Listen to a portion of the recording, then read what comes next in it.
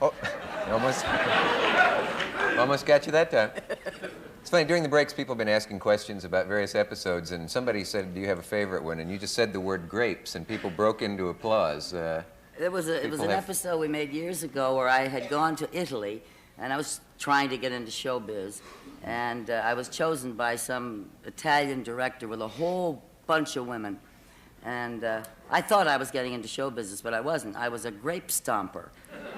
And I was sent out to a field, and they said, stomp the grapes. So I just couldn't understand the language or anything, but I did as I was told. And I pulled my skirt up and jumped into the vat with this lady. Now, making it at the studio, we had to get little, short, real Italian ladies that spoke Italian, and it's very difficult to find the real peasant, short, stocky type of little Italian lady. You know, most of them are very chic and very svelte, and we really had to go way down in one of the grape vineyard areas to find anyone that was a real Italian, and we came up with 3 that didn't understand English, but they were perfect. So the man that came that day with them said, now this is what you're going to do. And they said, fine, fine, okay, they understood. Now from there on, they're on their own. And our director didn't speak Italian, I didn't speak Italian, no one spoke Italian. But anyway, they knew they had to go barefoot, you know, pull their skirts up and get in. And they knew how to stomp grapes, they had done it. And I got in the vat with one, and she had been told that we would have a fight. And she had also, that we tried to explain to her, that there were times when my legs had to come up for the, you know, in this huge vat, and it was real grapes, and it's like being in a vat of eyeballs. Oh, I know what that's like. Oh, it's awful.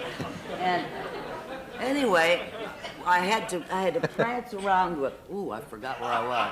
You know, I had to prance around in the vat like this with her, and she was doing all that, so I made a dance out of it like this. Yeah. And finally, I slipped.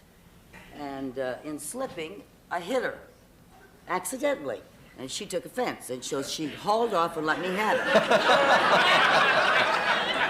Now this was supposed to happen, and that she got right. But when she hit me, oh my God, she only came to about here. Anyway, she hit me right here, took all the wind out of me. Now, she had been told that we were to stay down for a while, give me a chance to get my legs way up, so that they'd show in the camera. Then up would come an arm, and then my head was supposed to pop. Well, my head never popped up. She kept me down by the throat. And I had grapes up my nose, in my ears, and she was choking me, and I'm really beating her to get her off. And they're wondering because we do all this in front of an audience, you know. And she couldn't remember, and or she didn't understand that she had to let me up once in a while. I was drowning in these grapes. Finally, I had all I could take, and I just gave, you know, the last gasp, and I got her by the throat, and I went, ah, like that. Up she went. She weighed she was half a ton. But she was killing me. And I came up over the side of the vat, and I hollered the director's name. You know, ah! Like for help. And he thought that was great. Our audience loved it. And down I went again. This woman, well, she spent so much time beating the hell out of me in that vat, we had to cut half of it. Oh. And we had to stop, and somebody had to come in and say, look, let her up eventually. We have to get on with the scene. She said, oh, yeah, and down we went again. Ow. Oh. But to drown in a vat of grapes is not the way I had planned to go, you know. What a way to go. Graped to death would just be awful. There's another episode that's a favorite of mine, and we have a little clip from it. This is kind of complicated because it's the one, well, you made a movie once with the Marx Brothers, which has nothing to do with this, but one of the Marx Brothers appeared on your show. Harpo. Yeah. Everybody loved Harpo, whoever met him. Oh, yeah. And now, what I have to explain should take a second, but we can only show a minute of this. It's a wonderful scene. It's almost killing to only see a minute of it because of the legal complexities of the distribution rights. Yeah, if we show more than a minute, they would all sue us, the stations. Is it where we're together? Where you're together and you do. Yeah, I just want, I have a second? The thing about working with Harpo, such a darling man, but whenever he worked alone. Yeah. He never had to work with anyone else, even though he was always with his brothers. He did his stuff alone, right? Yeah. So now he was to come in and I was to imitate what he did. But he couldn't remember from one rehearsal to the other what he did. So we went crazy teaching him his routine. We had to take it down, you know, that he did this, he did that, and then he had to learn his routine he'd been doing for years. So this is, Well, I guess, the one with the mirror. It'll remind you of something in, I believe it's Duck Soup. And it's, Duck Soup. Isn't the Marx Brothers mirror scene in Duck Soup? I think it is. Oh, There must I be a don't know. Marx Brothers comedy. I thought you meant, this is one of my shows. But this is isn't from it? your show. Yeah. And I believe he comes to your house, finds you dressed as Harpo, is Yeah, that it? yeah. Is astounded and thinks it might be himself in the mirror. Now, with that in mind, just take a look at a frustrating minute of this ingenious scene. Here it is.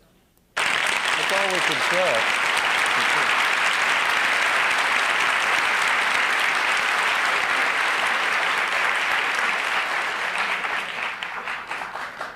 In the whole thing, how is it revealed that it's two different people?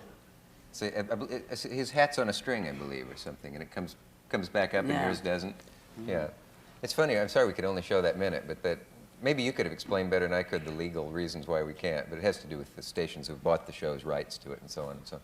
Groucho said once that Harpo inherited all of his mother's good qualities, and that Harpo was the most lovable man.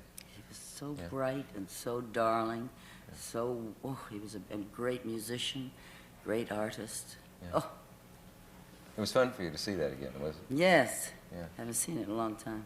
That was kind of nostalgic seeing that clip. It makes me wonder, of all the people you've known in the biz, there must be a lot of them that you miss. I don't want to turn morbid on you, but whose company do you miss from years past? Hedda Hopper, You're kidding. Betty Grable. You mean Hedda Hopper? Because she was a big gossip You columnist, and mean people that are gone? that's what I meant. Lionel Barrymore, Yeah. Bobby Darin, a lot of them. Gable, did you know Gable? Yes, sir. Yeah. Was he incredible? Carol Lombard, Carol Lombard. marvelous friend of mine when I first started. Yes, she was a great lady. Yeah. Was she witty? Very beautiful. She has about the wittiest voice. Chic, sexy, adorable. Men just fell down, you know. Yeah. And ladies too. Did you know Bogey? Yes, I knew Bogey. Yeah. I don't miss him.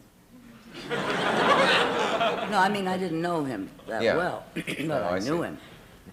Yeah. But I didn't see as much of him as I did other people. How did you know Gable? Would he come over for dinner? Many times, yes. We lived in the valley, close to each other, mostly because of Carol. And we used to go to movies together, and after Carol died, he used to come over on his motorcycle, and we'd go whizzing around a little bit. And we used to go hunting together, skeet shooting. I think you mentioned to me once that you were very depressed by the death of John Ford. And I didn't know if you had worked with John Ford. No, I wanted to work with him, and we almost made it, but didn't. Yeah. Same with DeMille.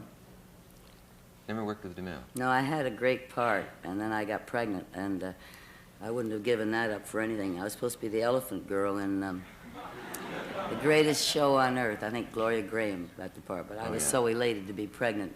That was when I had Lucy. Oh, yes. Yeah, I was delighted to be pregnant. Nothing else mattered, but I did want to work with him. Was the studio sore that you were pregnant? They usually are. Don't want you to lead a private life. Well, I didn't tell anyone because I was working for Harry Cohen then, and you didn't tell him a lot. Yeah. And Mr. DeMille was Paramount, so I was keeping it quiet and trying to sneak out. There's a story about that, isn't there? Yes, there is. Too long to go into now. Oh, okay.